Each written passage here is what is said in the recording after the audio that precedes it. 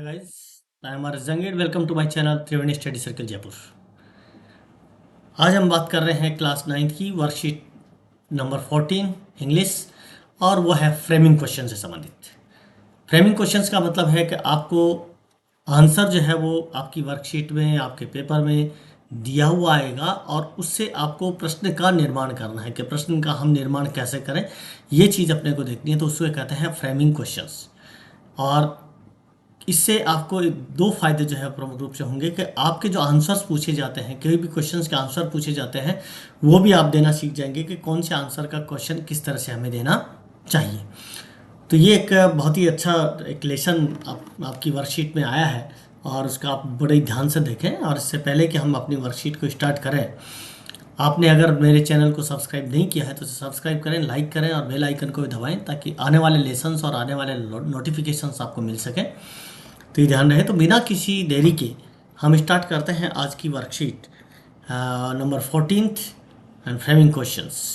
तो चलिए पहले तो ये है कि सबसे पहले क्वेश्चंस कैसे बनाएं। तो questions having answers yes oblique no begins with helping verb या ऑक्सिलरी वर्ब, कि जो प्रश्न का उत्तर, जिस प्रश्न का उत्तर यस या नो से स्टार्ट होता है, उनका प्रश्न बनाते समय हमें किसका यूज करना है? हेल्पिंग वर्ब का यूज करना है। यानी अगर उससे पहले अगर हेल्पिंग वर्ब, सब्जेक्ट से पहले हेल्पिंग वर्ब लगा देंगे तो उस प्रश्न का निर्माण हो जाएगा, यानी क्वेश्चन फ्रेम हो जाएगा।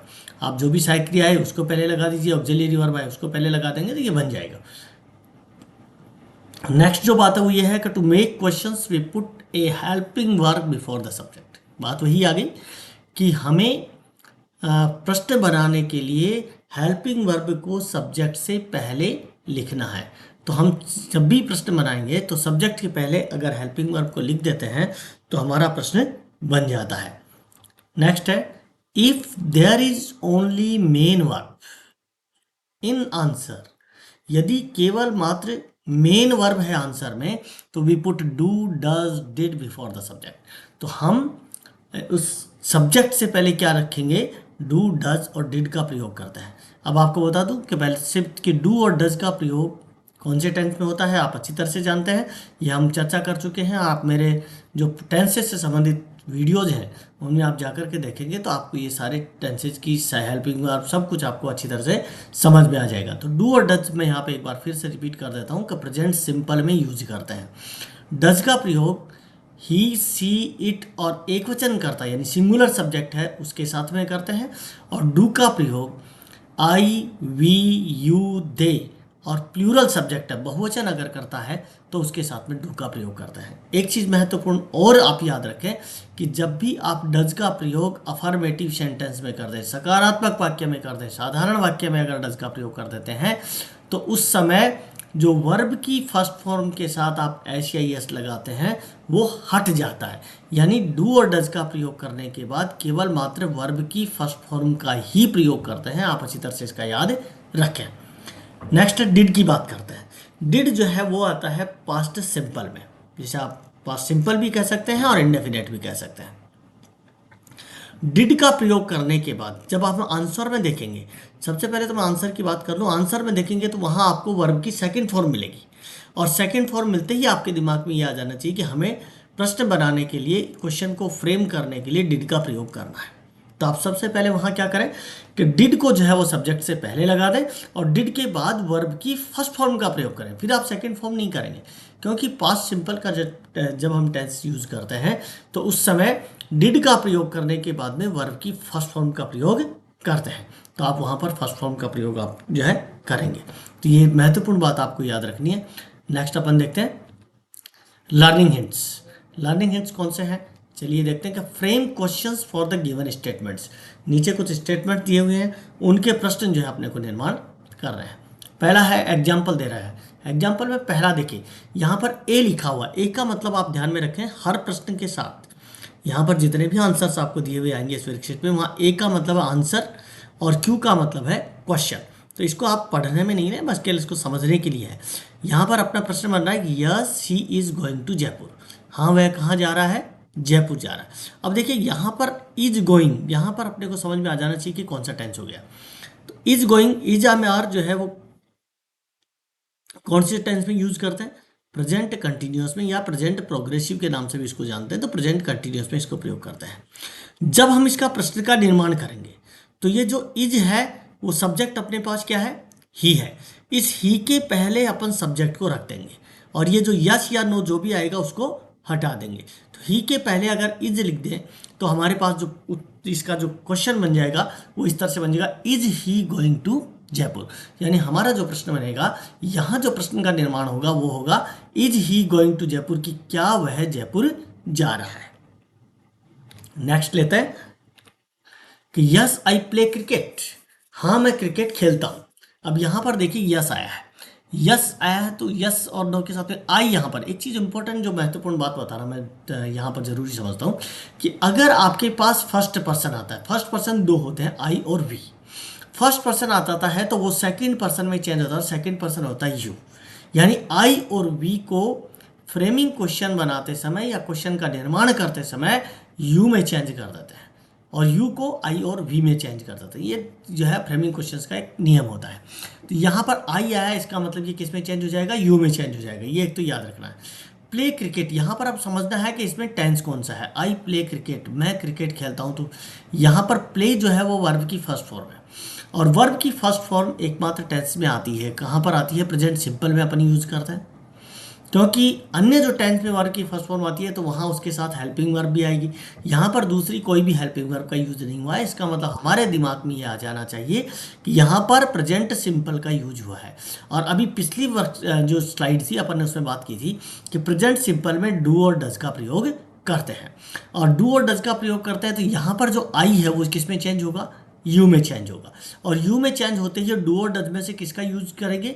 डू जो है यू के साथ डू का यूज करेंगे। तो यहाँ पर हम क्या करेंगे कि पहले अपन जो है हेल्पिंग वर्ब लगाएंगे। देखिए आंसर में सबसे पहले अपन लगाएंगे डू। सबसे पहले क्या लगाया अपन ने? डू। और इस आई को चेंज किया किसमें? यू में चेंज किया। तो डू यू और प्ले क्रिकेट, इस तरह से ये प्रश्न अपना बन जाएगा। तो देखिए आई को हमने यू में चेंज कर दिया, डू और डज में से यू के साथ डू का प्रयोग होता है तो यू के पहले डू लगाएंगे और प्ले क्रिकेट वैसे के वैसा रह जाएगा। नेक्स्ट देखिए, no I don't live in a city, नहीं मैं एक शहर में नहीं रहता हूँ। And I live in a village, मैं एक गांव में रहता हूँ। अब देखिए नो नहीं, मैं जो आई don't live in a village, यहाँ पर देखिए डोंट आ गया। तो डोंट आ गया तो अपने को पता चल गया कि डोंट जो है डू का यूज किस में यूज करते हैं? प्रेजेंट सिंपल में। वही जो ऊपर वाली बात है वो यहाँ आ रही है। और आई को किस में चेंज करेंगे अपन? यू में चेंज करेंगे। नो वगैरह है, नॉट वगैरह है, वो क्या हो जाते हैं? जब भी अपन प्रश्न बनाते हैं उस समय ये हट जाते हैं। तो यहाँ पर क्या होगा कि no I don't live in a city, तो यहाँ पर हमारा प्रश्न बन गया कि इसका उत्तर क्या होगा? Do you. यहाँ पर देखिए ये जो डू है, आई जो है यू में चेंज हुआ और डू जो है यहाँ पर यू से पहले लग गया। तो do you live in a city, क्या तुम एक शहर में रहते हो? अब इस तरह का मान लीजिए प्रश्न आता है तो अगर मान लीजिए आप शहर में नहीं रहते हो तो इसका आंसर इस तरह से दिया जाएगा कि no I don't live in a city, नहीं मैं एक शहर में नहीं रहता हूँ। आई लिव इन ए विलेज, मैं एक गाँव में रहता हूँ। तो ये उस तरह से उत्तर देने का जो तरीका है वो भी आप अच्छी तरह से समझ पाएंगे। नेक्स्ट लेते हैं, एक्सरसाइज अब आ रही है। एक्सरसाइज में पहला क्वेश्चन अपने पास आया है कि yes I work in A hospital. अभी जो पहला एक और जो बात आई थी वही आ गई है। यस हाँ I work in A hospital, आई के बाद कौन सा वर्क की कौन सी फॉर्म आ रही है? फर्स्ट फॉर्म आई है। फर्स्ट फॉर्म आई है, केवल फर्स्ट फॉर्म आ रही है, हेल्पिंग वर्ब यहाँ पे कुछ भी लगी हुई नहीं है। तो आई को यू में चेंज करेंगे। सबसे पहले तो ये समझेंगे टेंस कौन सा हो गया यहाँ, तो टेंस हो गया present simple. Present simple tense होते ही इसका मतलब हमें जो है वो इस दिमाग में स्ट्राइक कर जाना चाहिए कि हमें डू और डज का यूज करना है। और आई किस में चेंज होगा? यू में चेंज होगा। यू के साथ किस में जो है किसका यूज करेंगे? डू और डज में से डू का यूज कर देंगे। तो यहाँ पर देखिए प्रश्न हमारा बना डू और आई को चेंज किया यू में, do you work in A hospital, क्या आप एक हॉस्पिटल में काम करते हैं? नेक्स्ट लीजिए, no I haven't learned today's lesson, नहीं मैंने आज का लेसन लर्न नहीं किया है, यानी आज का लेसन मैंने याद नहीं किया है। अब यहाँ पर देखिए हेल्पिंग वर्ब अपने पास आ रही हैवंट, हैव आ गया। तो इसका मतलब नो जो है और नॉट जो है वो तो क्या हो जाएगा, हट जाएगा। आई को हम किस में चेंज कर रहे हैं अभी, जैसे पूरा बता चुके हैं पहले ही, तो इसमें किस में चेंज किया, यू में चेंज किया। तो ये जो हैव हेल्पिंग वर्ब है उसको शुरू में अपन ने लगा दिया कि हैव, आई को चेंज किया यू में, have you learn today's lesson. तो यहाँ पर कौन सा टेंस हो रहा था, प्रेजेंट परफेक्ट हो रहा था। तो have you learn your lesson, क्या आपने अपना आज का लेसन जो है याद कर लिया है। लर्न का मतलब होता है याद करना। नेक्स्ट लेते हैं, yes he has a car. Yes या नो वाला में अभी अपन ने बात की थी कि जो भी हेल्पिंग वर्ब आएगी उसके पास जो है उसको हटाना है। Yes he has a car, यहाँ पर देखिए, यहाँ पर इसका प्रश्न कैसे बनाएंगे इसको आप समझिए। सॉरी, यहाँ पर ये हैज ही ए कार नहीं होगा, ये गलत लिखा गया है, हैज ही ए कार नहीं होगा, क्योंकि यहाँ पर हैज जो है वो हेल्पिंग वर्ब नहीं है। यहाँ पर हैज हैव जो है वो मेन वर्ब है, इसको आप सही कर लें। इसका जो प्रश्न बनेगा वो बनेगा does he have a car, इसको सही बनाइए। यहाँ पर ये गलत जो है प्रिंटिंग मिस्टेक हुआ है कहीं, तो इसका प्रश्न आप बनाइए कि does he have a has a car, कि क्या does he have a car, has नहीं have, does he have a car, कि क्या उसके पास एक कार है। तो यहां पर हमें यूज इसका करना है, हैज ही ए कार नहीं होगा, इसको सही आप कर रहे हैं। नेक्स्ट है, yes I have passed class 8, हाँ मैंने कक्षा 8 पास कर ली है। यहाँ पर देखिए हैव, यहाँ पर हैव हेल्पिंग वर्ब है, ऊपर वाले में देखिए हैज जो है वो मेन वर्ब के रूप में काम आया है, इसलिए अपन ने वहाँ पर डू और डज का प्रयोग किया है। और यहाँ पर हैव जो है वो हेल्पिंग वर्ब है, इसलिए यहाँ इस प्रश्न का उत्तर जो है आप सही कर लें, क्योंकि इसको लिख नहीं पाएंगे यहाँ पर दोबारा। तो आपको मैंने बता दिया कि does he have a car, क्या उसके पास एक कार है। Yes I have passed class 8, हाँ तो यहाँ पर आई किस में, वो यू में चेंज हो गया, हैव को यू से पहले लगा दिया, तो हैव यू पास्ड क्लास 8, क्या तुमने क्लास 8 जो है वो पास कर लिया है। ये फोर्थ अपने यहाँ पर देखिए, यहाँ पर क्वेश्चन नंबर भी 3 लगाए, यस से पहले क्वेश्चन नंबर यहाँ पर 3 भी लगा लें। चलिए नेक्स्ट देखते हैं, yes Pratima is very hard working, हाँ प्रतिमा जो है वो काफ़ी हार्ड वर्किंग है, कठोर परिश्रम करने वाली है। यहाँ पर देखिए प्रतिमा इज वेरी हार्ड वर्किंग, प्रतिमा क्या है, इज, यहाँ पर प्रतिमा इज जो है वो क्या हो गया, हेल्पिंग वर्ब के रूप में हुआ, तो is Pratima very hard working, क्या प्रतिमा एक हार्ड वर्किंग है, कठोर परिश्रमी है। वो पिछले वाले में भी इसका मतलब सही अपना हो सकता है कि has he car A car भी हो सकता है, वो भी सही है, और does he have a car वो भी दोनों सही है, इसलिए उसको भी अपन सही मानेंगे। तो इस प्रतिमा वेरी हार्ड वर्किंग, क्या प्रतिमा जो है एक कठोर परिश्रमी है। No my father is not a teacher, तो यहाँ पर इज जो है किसका यूज करेंगे, इसका यूज करेंगे, is my father a teacher, क्या मेरे फादर एक टीचर है, इज योर फादर होगा, यहाँ माई नहीं होगा, is your father a teacher, my भी जो है वो चेंज होगा, क्योंकि माई भी जो है वो फर्स्ट पर्सन है, फर्स्ट पर्सन सेकेंड पर्सन में चेंज हो जाता है, इसलिए माई के स्थान पर आप लिखें योर। तो is your father a teacher, क्या आपके पिताजी एक टीचर हैं, तब उसका आंसर होगा no my father is not a teacher. तो यहाँ माई की जगह क्या करेंगे अपन, योर करेंगे। नेक्स्ट देखें, no we don't play in the evening, नहीं हम शाम को नहीं खेलते हैं, इसका आंसर हो जाएगा वी किस में चेंज हो गया, वही यू में, डू यू, नो हट गया, नॉट हट गया, do you play in the evening, तो वी जो है वो यू में चेंज कर दिया, do you play in the evening, क्या तुम शाम को खेलते हो। तो वही देखिए वी को हम चेंज किए यू में, डू को जो है यू से पहले लगा दिया, यू सब्जेक्ट है, सब्जेक्ट से पहले डू लगा दिया, और प्ले इन द इवनिंग हो गया, और नो और नॉट इन दोनों को क्या करेंगे, हटा देंगे। नेक्स्ट है, यस मिस्टर शर्मा टीचेज अस इंग्लिश, हाँ मिस्टर शर्मा हमें क्या पढ़ाते हैं, अंग्रेजी पढ़ाते हैं। तो इसका आंसर देखिए यहाँ पर टीचेज आ गया, देखिए टीचेज आते ही एस लगा हुआ टीच के साथ, इसका मतलब अपने को पता चल गया कि ये प्रेजेंट सिंपल टेंस है, और प्रेजेंट सिंपल टेंस है तो डू और डज का प्रयोग करना चाहूँ कि मिस्टर शर्मा जो है वो एक वचन है, एक वचन है तो एक वचन कर्ता के साथ हमें किसका यूज करना है, डज का यूज करना है। तो मिस्टर शर्मा से पहले यहाँ पर आप डज लगाएंगे, डज के बाद आप सब्जेक्ट लिखेंगे मिस्टर शर्मा, और टीचेज की जगह यहाँ पर हो जाएगा केवल टीच, और अस को जो है वो चेंज करेंगे क्योंकि अस जो है वो फर्स्ट पर्सन में है, तो इसको चेंज कर देंगे सेकंड पर्सन में यू। तो does mister Sharma teach you English, इस प्रकार से इसका आंसर बन जाएगा। यस भी हट जाएगा और ईएस भी इसका हट जाएगा, और अस को जो है वो चेंज करेंगे अपन किसमें, यू में। तो ये चीज़ें याद रखने वाली है कि कौन से शब्द को अपने को चेंज करना है। नेक्स्ट है yes she gets up early in the morning. हाँ, she gets up early in the morning, हाँ वह जल्दी उठती है। अब यहाँ पर देखिए यस गेट्स अप, यहाँ पर भी ऐसे यस लगा गेट अप के साथ पे, तो ऐसे यस लगा हुआ है, इसका मतलब अपने को पता चल गया कि कौन सा टेंस हो गया, प्रेजेंट सिंपल टेंस हो गया। और प्रेजेंट सिंपल टेंस हो गया तो किसका यूज करना है, डू और डज का। लेकिन जब कर्ता अपने पास क्या है, सी है, और सी के साथ किसका यूज करेंगे, डू डज का यूज करेंगे। तो हम स्टार्ट में क्या लिखेंगे, डज सी, और गेट्स अप की जगह क्या हो गया, गेट अप हो गया, क्योंकि एस उसका हट जाएगा, क्योंकि डज का यूज करने के बाद एस या वर्ब की फर्स्ट फॉर्म के साथ एस या एस को हटा देते हैं। तो does she get up early in the morning.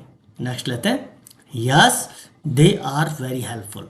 हाँ वो बहुत हेल्पफुल है, बहुत मददगार है। इसका जो है यहाँ पर दे आर वेरी हेल्पफुल, वो बहुत मददगार है, तो यहाँ पर are they very helpful, are को पहले लगा देंगे तो वो क्या हो जाएगा, प्रश्न बन जाएगा, और फ्रेमिंग क्वेश्चंस का हो जाएगा कि क्या वे बहुत हेल्पफुल है। नेक्स्ट है no we aren't practising for the dance competition. नहीं, हम जो है वो डांस कंपटीशन की प्रैक्टिस नहीं कर रहे। यहाँ देखिए फिर वी आ गया है, तो वी को चेंज हम किस में करेंगे, यू में चेंज करेंगे।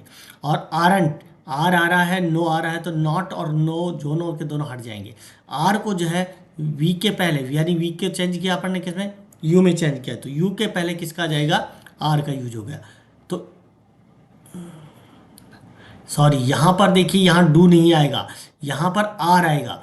Are you practising for the dance competition, यहाँ डू के बजाय आप लिखें आर, क्योंकि डू नहीं आएगा, क्योंकि यहाँ आर है, तो यहाँ आर का यूज आप करेंगे। वी को जो है यू में चेंज करेंगे, तो यो क्या लिखेंगे आप, आर यू प्रैक्टिसिंग, कौन सा टेंस है यहाँ पर, प्रेजेंट कंटिन्यूस है, तो यहाँ प्रेजेंट कंटिन्यूस ही आएगा। इस डू को आप हटा के और इसके स्थान पर लिखें आर, तो are you practising for the dance competition. ये जो प्रिंटिंग मिस्टेक हो रहे हैं उनको आप साथ के साथ सही करते जाएं। Yes they were very good friends, हाँ वे बहुत अच्छे मित्र हैं।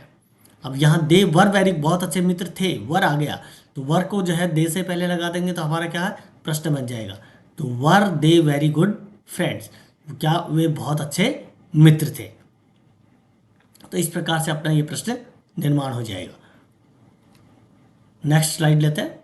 Yes Gopal was a very clever man. यहाँ पर देखो वॉज आ गया गोपाल से पहले, तो गोपाल के बाद वॉज है, तो उस वॉज को कहाँ लगा देंगे, गोपाल के पहले लगा दिया, तो हमारा प्रश्न बन जाएगा was Gopal A very clever man. क्या गोपाल जो है एक बहुत चतुर व्यक्ति था, चतुर आदमी था। इसने आंसर था अपने पास, yes Gopal was a very clever man, हाँ गोपाल एक बहुत चतुर आदमी था। तो यहाँ वॉज जो है वो किसके पहले लग गया, गोपाल से पहले लग गया, तो हमारा प्रश्न बन गया कि was Gopal A very clever man. Next लेते हैं yes Shalini lost her purse. देखिए यहाँ पर एक इंपॉर्टेंट बात आई है, हाँ शालिनी ने अपना पर्स खो दिया। लॉस्ट ये वर्ब की कौन सी फॉर्म है, पहचान गए होंगे आप, ये वर्ब की सेकंड फॉर्म है, और मैंने पहले ही बता दिया था कि केवल मात्र एक ही टेंस ऐसा है जिसमें वर्ब की सेकंड फॉर्म का प्रयोग करते हैं, और वो है पास्ट सिंपल टेंस। इसके अलावा कहीं पर भी वर्ब की सेकंड फॉर्म का प्रयोग नहीं होता है। तो वर्ब की सेकंड फॉर्म आ गई, इसका मतलब अपने को किसका यूज करना है, प्रश्न बनाने के लिए डिड का यूज करना है। तो शालिनी से पहले हम किसका यूज करें, डिड का यूज करेंगे। फॉर एग्जाम्पल देखिए डिड शालिनी, और लॉस्ट की फर्स्ट फॉर्म का यूज करेंगे। पहले भी अपन ने चर्चा की है कि जब डिड का प्रयोग कर देते हैं तो वर्ब की फर्स्ट फॉर्म का प्रयोग हो जाता है। तो did Shalini loss her purse, क्या शालिनी ने अपना पर्स खो दिया। तो ये बहुत इंपॉर्टेंट है, क्योंकि पास्ट सिंपल में बहुत से क्वेश्चंस आपके प्रेजेंट सिंपल में और पास्ट सिंपल में कोई ना कोई क्वेश्चन आप लोगों से पूछा जाता है। इसलिए इनको थोड़ा सा ध्यान से समझें कि जब भी वर्ब की सेकंड फॉर्म आ गई, इसका मतलब प्रश्न का निर्माण करते समय या फ्रेमिंग क्वेश्चन बनाते समय आपको सब्जेक्ट से पहले डिड का प्रयोग करना है और सब्जेक्ट के बाद में वर्ब की फर्स्ट फॉर्म का प्रयोग करना है। नेक्स्ट लेते हैं, no the tortoise had not won the race. नहीं, टॉर्टोइज ने रेस नहीं जीती थी।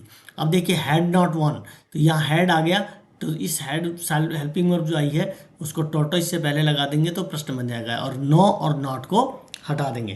तो यहाँ पर देखिए प्रश्न बना, had the tortoise won the race. क्या टॉर्टोइज जो है वो उस रेस को जीत चुका था, या क्या उसने ये वो रेस जीती थी? तो यहाँ पर इसका नहीं, tortoise had not won the race. नहीं, टॉर्टोइज ने जो है वो रेस नहीं जीती थी या वो नहीं जीत चुका था। तो थैंक्स अलॉट, आपने वीडियो जो देखा उसके लिए बहुत बहुत धन्यवाद। यदि आपने मेरे चैनल को सब्सक्राइब नहीं किया है तो उसे सब्सक्राइब करें और बेल आइकन को दबाएं, लाइक करें, और फिर मिलते हैं अगली वर्कशीट के साथ कल। Thank you very much, thanks a lot again.